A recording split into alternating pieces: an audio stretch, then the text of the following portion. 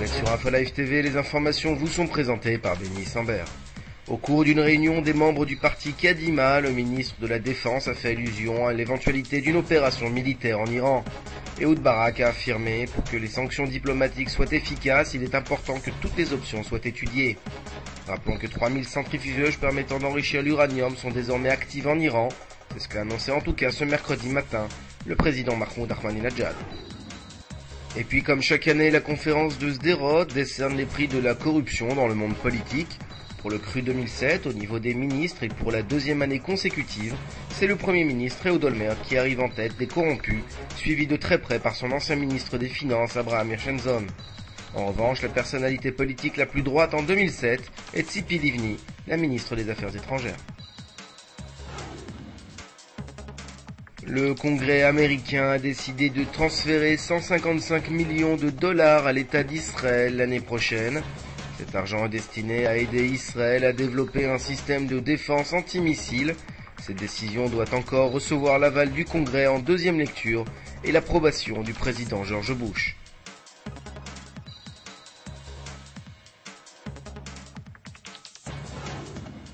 À partir de ce mercredi, la législation contre les fumeurs dans les lieux publics se durcit. Une personne contrevenant à la loi est passible de 1000 shekels d'amende.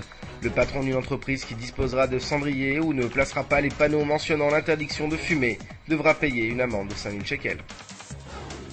Remise du prix Emmet à Jérusalem, l'écrivain israélien David Grossman, primé cette année dans la catégorie littérature et dont le fils Uri est tombé au combat lors de la seconde guerre du Liban, a refusé de serrer la main du Premier ministre Ehud Olmert, mais également celle du juge Dorit Beinish. Le dollar est à son plus bas niveau depuis 9 ans. À l'ouverture du marché d'échange à Tel Aviv, le billet vert perdait encore 0,5 points et s'est changé contre 3,92 shekels pour finaliser une chute de plus de 7 points depuis le début de l'exercice 2007. L'euro pour sa part était en hausse et se négociait à 5,73 shekels. Votre programme sur InfoLive TV, c'est un document et une analyse sur la situation en Syrie. La suite en information sur InfoLive TV.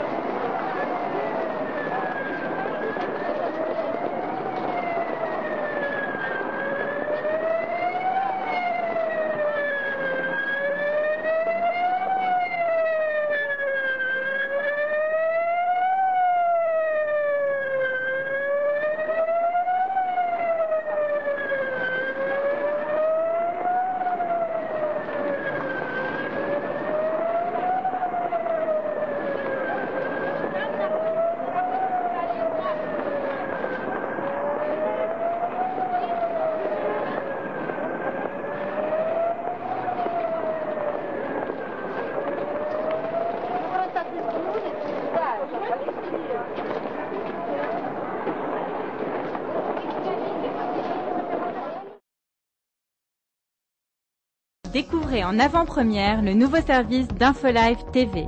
Recevez gratuitement chaque jour, en vidéo, les informations d'Israël et du Proche-Orient sur votre mobile. Pour vous abonner, entrez sur notre site www.infolive.tv et cliquez sur la bannière Service téléphone mobile. Aujourd'hui, le monde entier parle d'Israël. Mais qui parle d'Israël au monde entier, en temps réel, en 4 langues et en direct de Jérusalem? InfoLive.tv, la première chaîne de télévision internationale israélienne. 24 heures sur 24, 7 jours sur 7, suivez de l'intérieur l'actualité d'Israël et du Moyen-Orient.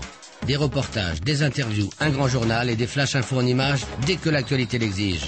InfoLive.tv, votre regard direct et vrai sur l'actualité d'Israël. Retrouvez InfoLive sur internet www.infolive.tv.